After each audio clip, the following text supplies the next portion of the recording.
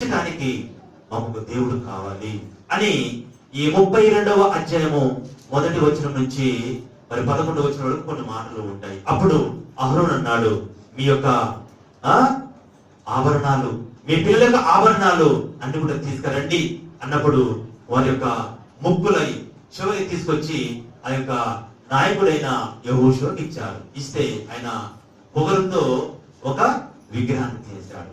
విగ్రహాన్ని చేసిన తర్వాత ఆ విగ్రహం ముందు వారు డాన్స్ వేస్తూ ఒక మాట మాట్లాడారు. ఏమని తెలుసా? ఓ ఇజ్రాయేలు, 4వ వచనము కింద 3 లేను.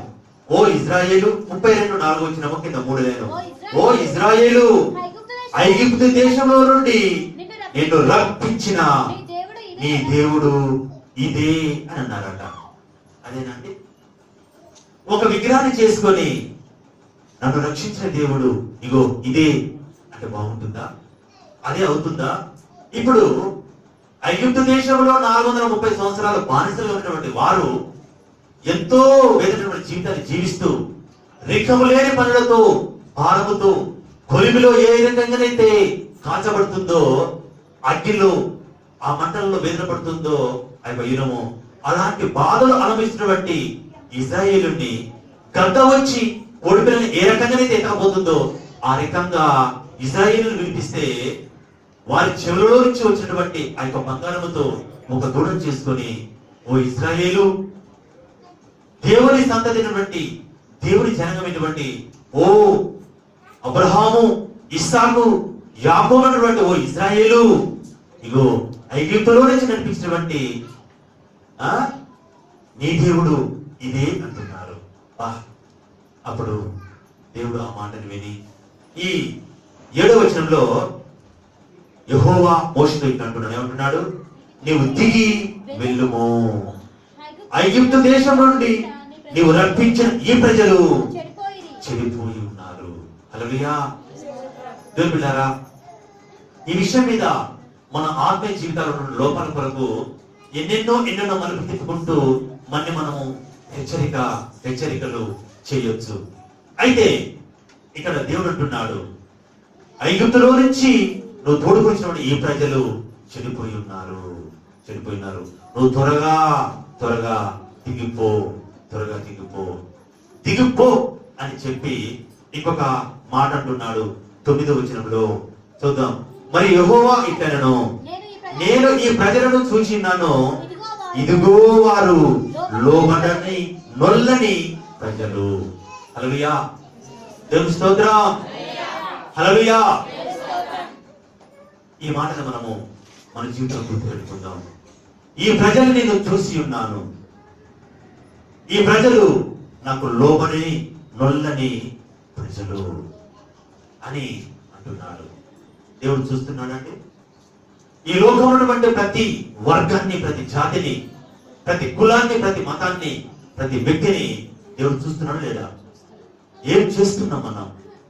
ఏం చేశానయ్యా నీ కోసం ఈ బ్రతుకునిచ్చావని. దేవుడికి బ్రతికిస్తే నువ్వు ఏం చేస్తున్నావు? మనం ఏం చేస్తున్నాం? మన జీవితంలో ఇష్టమైనటువంటి పరిస్థితులు కూడా మనం నడుస్తూ దేవుని మాటకు, దేవుని యొక్క ఆజ్ఞకు, దేవుని యొక్క నిబంధనకు మనము తల ఒగ్గకుండా లోబడకుండా మనం జీవిస్తూ ఉంటే ప్రభువు చూస్తూ ఉన్నాడు. దేవుడు చూసే దేవుడు. ఆయనకు కనపడని సృష్టమంటూ ఏది లేదు. నువ్వు బాత్రూమ్ పో, నువ్వు సొరంగలకు పో, నువ్వు 4 గోడల మధ్యలో పో, ఎక్కడికి పోయినా ఆయన చూస్తూ ఉంటాడు. అయితే మోషేతో అంటున్నాడు, ఈ ప్రజల్ని చూశాను మోషే, నువ్వు త్వరగా దిగి వెళ్ళు, వారు లోబడినోళ్ళని ప్రజలు అని ఒక మాట, ఒక గొప్ప ఆపర్చునిటీ మోషేకి ఇస్తున్నాడు. ఎందుకు తెలుసా? వీరిని నేను చదవమ్మా.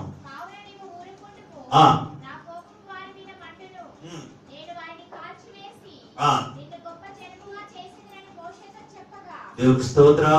చాలు. హల్లెలూయా. అర్థమవుతుందా అండి? ఎందుకు నువ్వు నా కడుపును చెడగొట్టావు? ఎందుకే ఈ పాడు బుద్ధి? ఎందుకు మీరు నా పిల్లల్ని చెప్పుకోవడానికే నాకు ఎంతో ఎంతో ఎంతో ఎంతో తల కొట్టేసినట్టుంది అనేటువంటి కుటుంబాలు లేరా అంటే? అలాంటి పిల్లలను చూసి బాధపడి సూసైడ్ చేసిన తల్లిదండ్రులు ఉన్నారు. ఎందుకు ఈ బ్రతుకు అని ఆ దేశాన్ని ఆ ఊరిని, ఆ ఇంటిని, ఆ వాడిని వదిలిపెట్టి వెళ్ళినటువంటి కుటుంబాలు ఉన్నాయి. మరి దేవుడు చూసి ఎంత నొచ్చుకుంటాడు, ఎంత నొచ్చుకుంటాడు.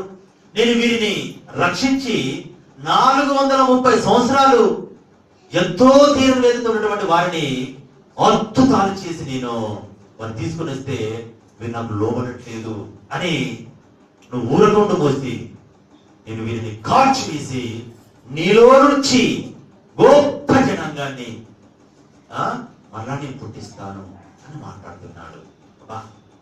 ఎంతటి గొప్ప అవకాశం అండి. ఎంబడి లష్కలు లేచి ఎదుగంతేసి సంకలు కొట్టుకున్నాడు. ఎవరు? మోషే. అవునా ప్రభువా, వీరందరూ కూడా ఎందుకు పనికిరాని వారు, నేను ఒక్కడిని నీ మాట వినేటటువంటి మంచి సేవకుని, కాబట్టి చంపేయ్ అని అన్నాడా? ఏమన్నాడు? 11వ వచనం, ప్రతిమలాడుకొని మోటి అన్నాడు.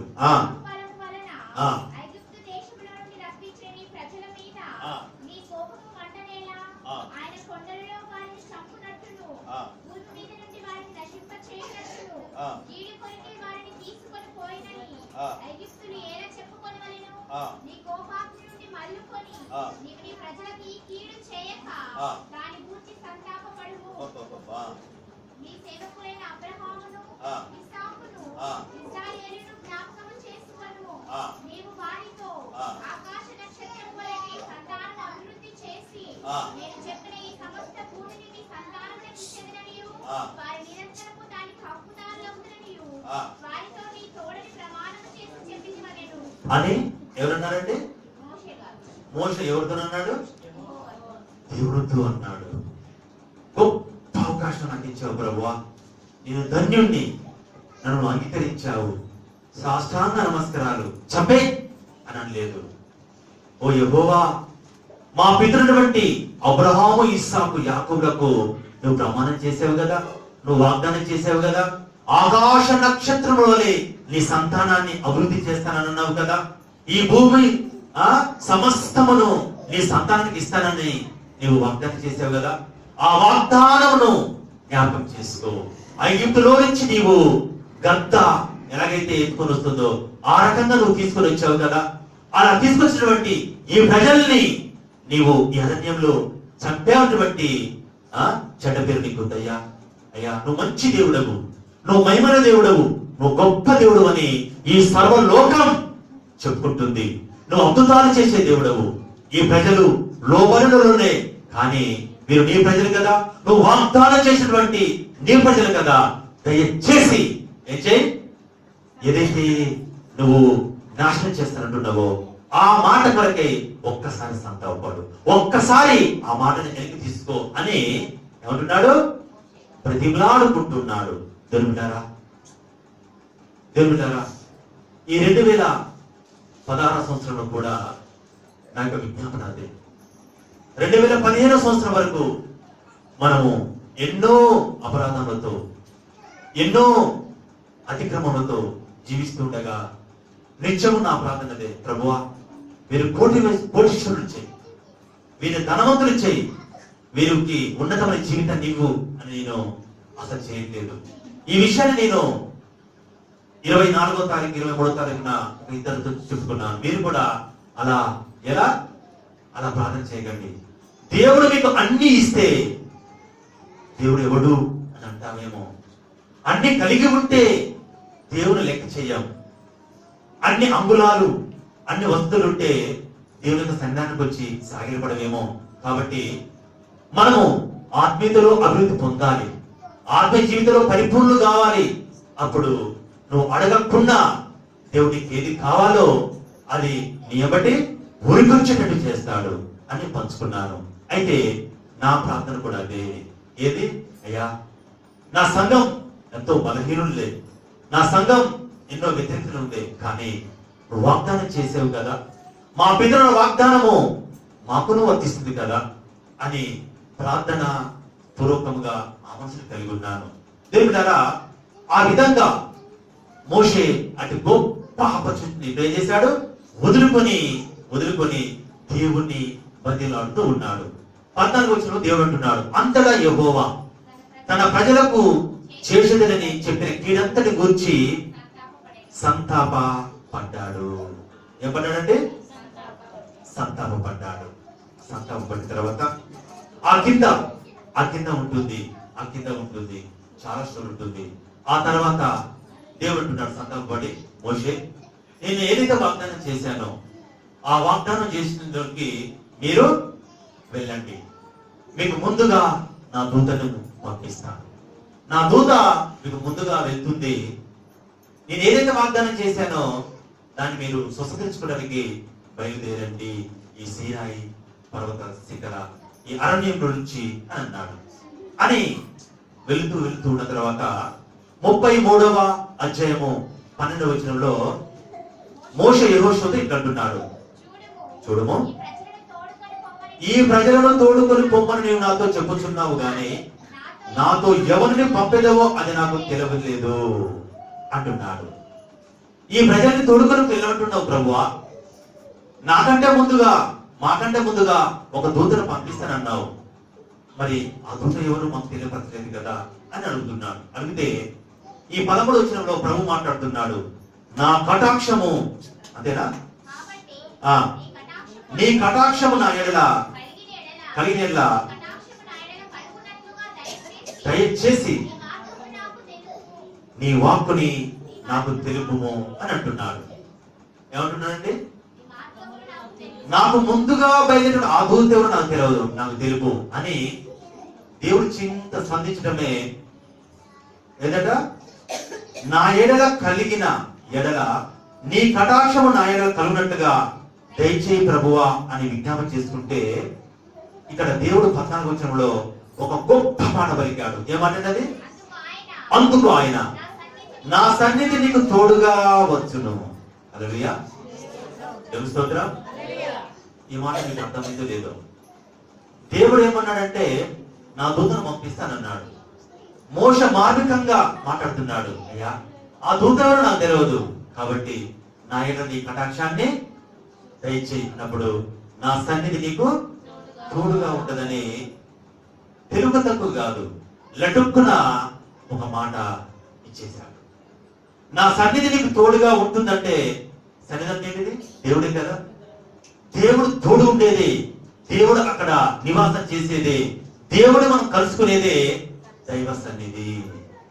ఇక్కడ అంటాడు 33వ అధ్యాయము 3వ వచనంలో మీరు లోబడలని ప్రజలు కనుక నేను మీతో కూడా రాను, త్రోవలో మిమ్మల్ని సంహరించదేమో అని మోషేతో చెప్పాను.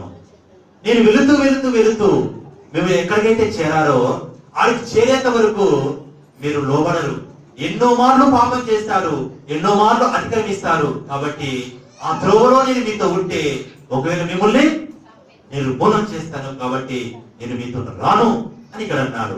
ఇదే అధ్యాయుడు ఇది వచ్చిన తర్వాత దేవుడు దూత కాదు, దేవుడే మాకు తోడుగా ఉంటే మేము రక్షించబడతాం, దేవుడే మాకు తోడే ఉంటే మేము విమోచించబడతాం, ఏ శత్రువు మమ్మల్ని ఏ నాశనం చేయదని దేవుని యొక్క సన్నిధానం కొరకు కనిపెట్టినటువంటి ఈ మోషే ఎంతో తెలివిగా విజ్ఞాపన చేస్తున్నాడు, నా ఎడల నీ కటాక్షము ఉన్న ఎడల దయచేసి నాకు తెలుపు అంటే నా సన్నిధి నీకు తోడుగా ఉంటుందని ఎవరన్నారండి?